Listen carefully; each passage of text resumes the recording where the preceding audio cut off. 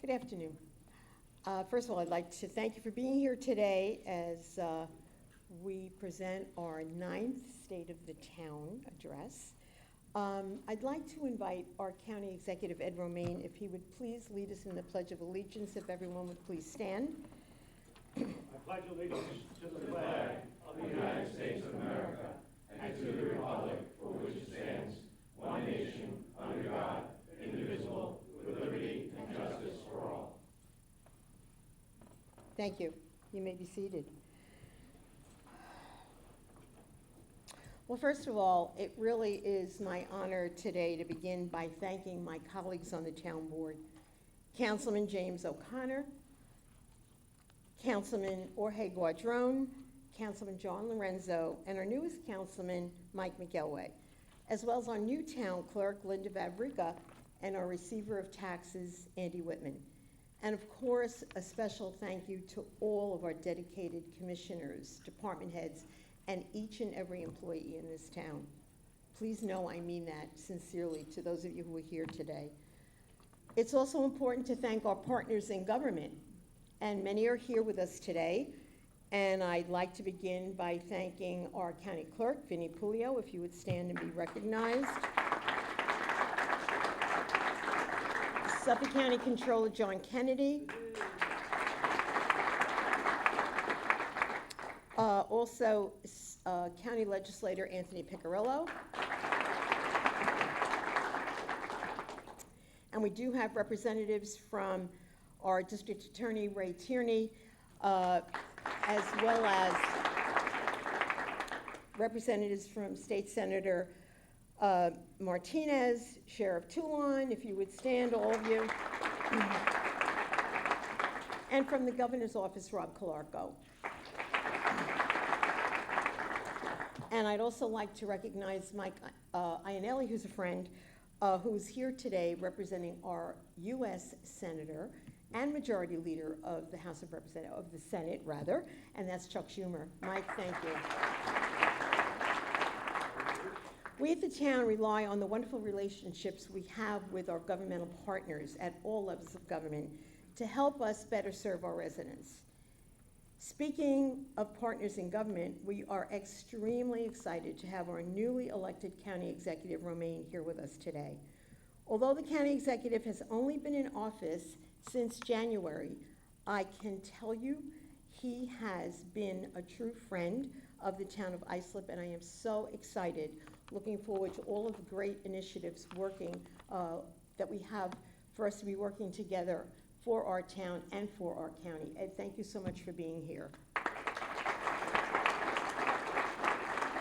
This past Islip's a great town, Angie. I know, and he's from Islip. I grew up here. He wandered, but there's always hope he will come back. See, now it doesn't affect your elected position. You don't have to stay in the town of Brookhaven. So we're here to welcome you in our wonderful town of Islip. This past November, I was honored to be returned to serve another 4 years as your Islip Town Supervisor. And as we begin this next chapter, I can't help but be reminded of a quote. There's a reason why the windshield is bigger than your rearview mirror. As we look forward towards the future of our great town, there are so many things for which we have to be hopeful and excited. We can celebrate our accomplishments while embracing our future, and what a bright and promising future it is. In order to build a brighter future, we have spent the last 8 years laying the foundation. First and foremost, we have taken care of the town's finances. In 2016, we got the town's bond rating upgraded to by Moody's to AAA with a stable outlook. And we are so proud that this has been reaffirmed each and every year. We've instituted a capital budget process so that we can strategically plan to address our infrastructure needs and not do it haphazardly. We have consistently provided a tax cap compliant budget while not cutting any staff or services, and have delivered fair and on-time contracts working with our partners at the union UPSI. You know, that whole thing with the bond rating came from my years in the county, and I as I'm talking, I'm thinking to myself, I may have neglected to mention Legislator Gonzalez, who's also here from the county. So thank you for being here, Sandy. So having our finances in order has allowed us to make great strides with our infrastructure. We have completed the renovation of Roberto Clemente Park, replaced numerous playgrounds through our playground replacement program, and continue to expand our ever-popular pickleball courts. I'm sure you've heard about that. We've got 11 dedicated courts to date with more to come. We probably have more pickleball courts than any town in the county. We opened the town's first ever skateboard park at Roberto Clemente. Additionally, this year, we were so excited to reopen the newly reimagined Ross Park.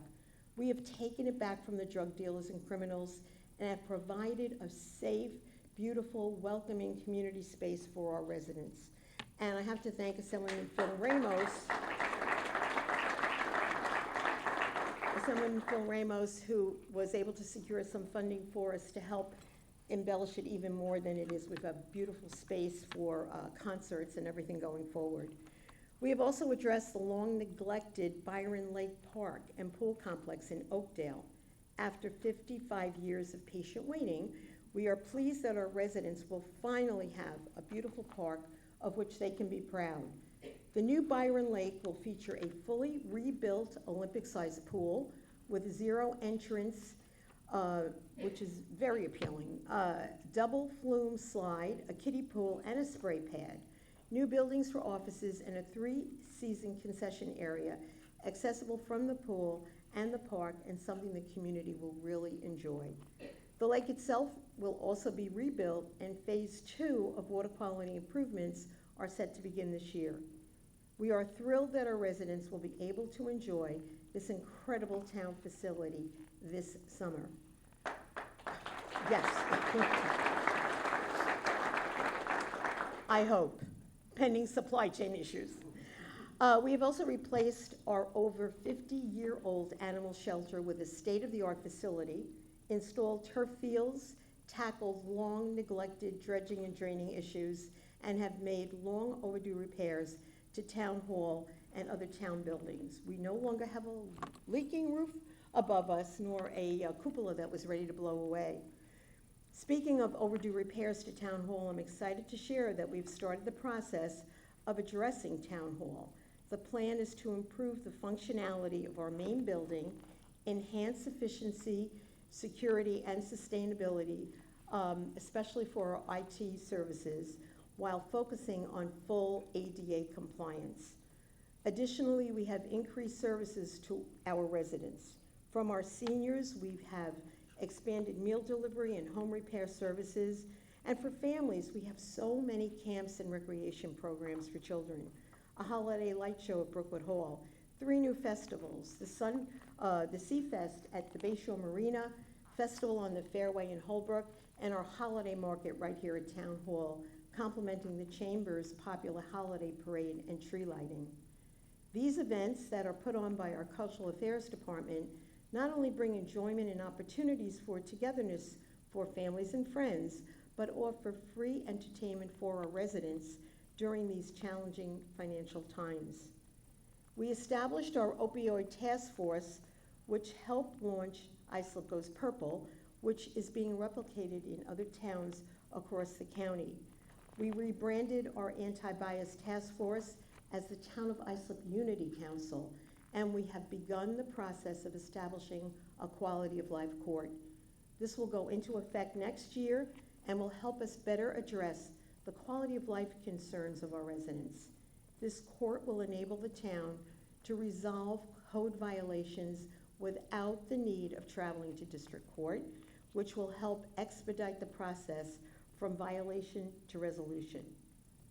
At Islip's own MacArthur Airport, we have welcomed new airlines and destinations, in particular through our partnerships with Frontier Airlines and Breeze Airways. We created a new ground transportation center in an underused building. We have completed nearly $100 million of grant funding projects, paving, terminal improvements, including a new baggage claim area, and installed a state-of-the-art 3D TSA checkpoint scanner. We have also focused heavily on technology, one of our most essential tools as we move towards the future.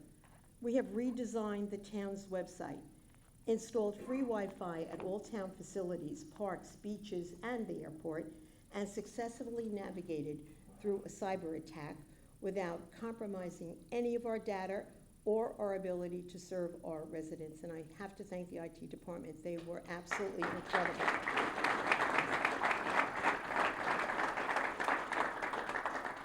We could go on and on about all the amazing accomplishments that we've achieved working together. However, what I'm really excited to share are all the great things we have ahead of us now that we have laid a stable foundation for our town. As I mentioned, technology has been a major focus. In today's world, how can you possibly navigate towards the future without investing in your technology infrastructure? In addition to the improvements already noted, we are excited that we will soon be unveiling our new Islip Town Square. This will be an information and services hub and mobile entry point into all the town website has to offer. This streamlined, icon-driven page gathers the most searched for and accessed town information into a single, easy-to-navigate page. This will be an even more user-friendly and interactive experience for our residents. We are also extremely excited that we are rolling out our new planning portal. This portal will enhance how our residents interact with and obtain important documents, permits, applications, and information. We are certain that this portal will cut down on some of the frustrations we hear throughout the application process, as you will be able to track the status of your application and see if you or your design professionals are lacking any documents that may be slowing down the process. This will be a positive step towards streamlining and improving the process and will better serve our residents and business community. Now, speaking of planning, another exciting project we're working on is the town's comprehensive plan. We are now in the process of taking this from dream to reality. Part of this will be reevaluating studies last created in 1977. The plan will address growth and land use guided by environmental, social, and economic goals, and will include a focus on transit-oriented developments, commercial corridors, housing, transportation, infrastructure, community resilience, vulnerability to climate change, job creation, retention, open space, and recreation. In other words, a complete and updated roadmap for our town's future. The town has already been a leader at the forefront of sensible, affordable housing. From our award-winning College Woods community that was recognized on the floor of Congress years ago, to modern projects such as the Belmont at Eastview, which was just recently a focus by Newsday for giving discounts to first responders. We know from experience that by having a plan in place that includes a smart, sensible approach that provides affordable housing opportunities for young professionals and our seniors, we will be able to control how we address this problem, not how Albany thinks we should.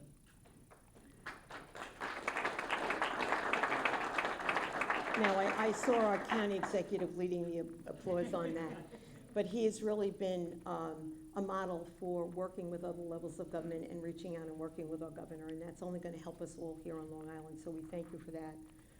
As we know, the critical concerns that this plan will address will shape our town for generations to come.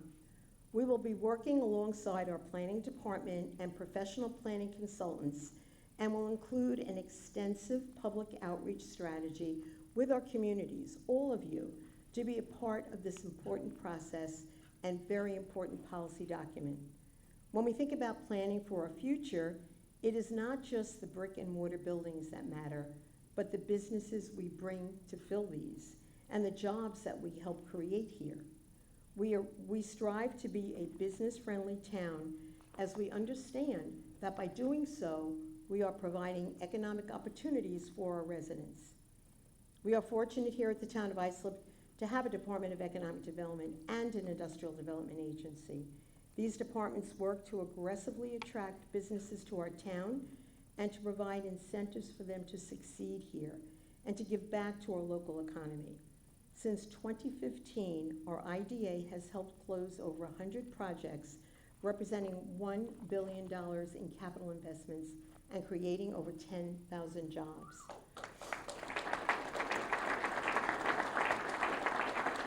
Our IDA continues to facilitate the relocation of businesses to our town, including recently NACA Technologies, Ferraro Foods, and the Big Geyser Beverages, to name a few. We've also seen expansions by Euro Pastry, TechWeld, Duradyne, Galal Foods, and many others, demonstrating the confidence businesses have in Islip and creating even more job opportunities. Small businesses are also thriving here in the town of Islip. One need not look further than downtown Bayshore, where once we had blight and neglect. You are now hard-pressed to find vacant buildings, and virtually every time you go out, there's a new restaurant or shop to explore. And this kind of economic vibrancy can be seen in many areas across our town. Thanks to all of our dedicated and hardworking chambers of commerce and civic organizations, I'm proud to say that we have many thriving downtowns and business districts, and we continue to see growth and progress through all of our hamlets. We are fortunate to have such caring and civic-minded residents who partner with us to help keep Islip thriving economically. Another business-friendly feature is our foreign trade zone. This 52-acre industrial park is the only one of its kind on Long Island, with 35 businesses currently operating and specializing in import-export industries and over 4,000 employees. The foreign trade zone greatly adds to our local economy. Currently, we have an additional 3 buildings under development, which will add an additional 125,000 square feet of space for future businesses to partner with the foreign trade zone. Having the airport creates many unique opportunities for increased economic development in the future. Those of you who recently attended the Town of Islip's Long Island Business Development Council dinner that the town hosted, the LIBDC, heard a lot about the proposed Midway Crossing project. When we talk about planning for our town's future and the region, there is no better example than Midway Crossing, a collaborative effort with the town, the county, and private partners that has the real potential to generate billions of dollars into our local economy. The current proposal will bring a life sciences hub with state-of-the-art research and medical facilities with high-paying skilled positions, the kind of high-paying jobs that we keep talking about that are so needed to keep our highly educated workforce here. Additionally, a proposed hotel convention center complex and other exciting opportunities, including a north terminal at the airport. These are all very exciting and very, very real. There have been letters of intent signed by Northwell, Siemens. There is a lot of interest in this, and although convention centers traditionally are not big money makers, the kind of industries that need to show their wares, these multi-million-dollar pieces of equipment, need a place to display it, to bring people to see it. And right now, there's no place on the East Coast that you can really do that.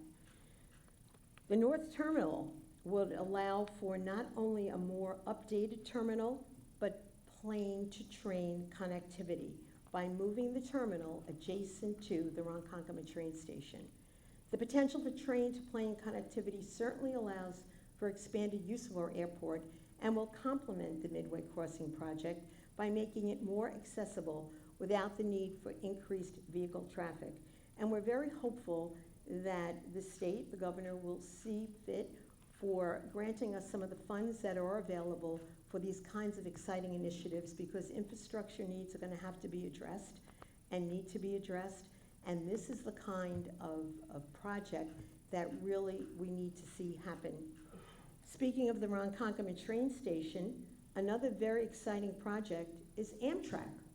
Yes, Amtrak service to our station right here in the town of Islip. Bringing Amtrak to our region brings the opportunity for residents and businesses alike to more easily travel to other nearby major cities such as DC and Boston. As traffic and congestion remain a top concern on Long Island, finding new ways to utilize our mass transit infrastructure and eliminating the need to travel into or through New York City certainly benefits not only our residents, but all of Long Island. These great strides towards our future certainly come with a need to embrace change while keeping our town's unique identity and values. We all live here because we love our town, our island, our region, our county. However, if we don't grow and adapt, our younger generation will leave, and we will not have a legacy to leave behind. We know from past experience that change often comes with great fear of the unknown. However, over the past 100 years, Long Island has come a long way from potato farms and fishing communities to the great and thriving region we have today. Had our predecessors not carefully planned out the communities and infrastructure that we enjoy today, we would never have been able to enjoy all that we hold dear. Today we have so many wonderful amenities in our town, from our two recently expanded state-of-the-art hospitals, Good Samaritan University Hospital and South Shore University Hospital, to our top-rated school districts and an ever-expanding campus for Suffolk County Community College in Brentwood. We have so many incredible assets right here in Islip for our residents to enjoy and to attract people to our region. Now the future is in our hands, and it looks brighter than ever. I believe that working together with my fellow town board members, we can bring our great town into the future so that it will thrive and grow for generations to come. We have all worked so hard for you, our residents, our community leaders, our businesses, so that this town is the best it can be. Our goal is to leave the town better than we found it. For many years, the can was kicked down the road, and so much was neglected. Investing in our roads, our buildings, our parks, beaches, marinas, and more is not only protecting the town's assets, it's protecting your assets, your investment. I can assure you that I take this responsibility very seriously, and I know that my fellow board members, Councilman O'Connor, Guadrone, Lorenzo, and McElway, I thank you from the bottom of my heart for being such dedicated and caring partners. I know that we all have the same goals. We all want the best for our residents. Guiding a town of over 340,000 residents towards the future is certainly a team effort, and we are blessed to have such a fine team. What an incredible time to have a front row seat to the future of our town. Now is not the time to rest on our laurels of our incredible accomplishments over the past years, but to move full steam ahead. All of us here today have contributed to making our town a great place to live, work, and raise a family. And I mean that. Everybody sitting in this room that you cared enough to be here today, you've really contributed to this. And I can't thank you all enough for all that you do for our residents. I thank you for entrusting me these past 8 years, and I hope that you all join me for the crucial next 4 as we continue what we started, laying not just the foundation, but in that foundation, the promises that are necessary for our town to flourish. Thank you once again to the town board, the entire Town of Islip team, and to all the residents who will join with us as we continue to work together for the town we love, the town we all call home, or may sometime in the future call home. May God continue to bless our town, this great country, bring peace to all, and thank you so much for being here. Thank you.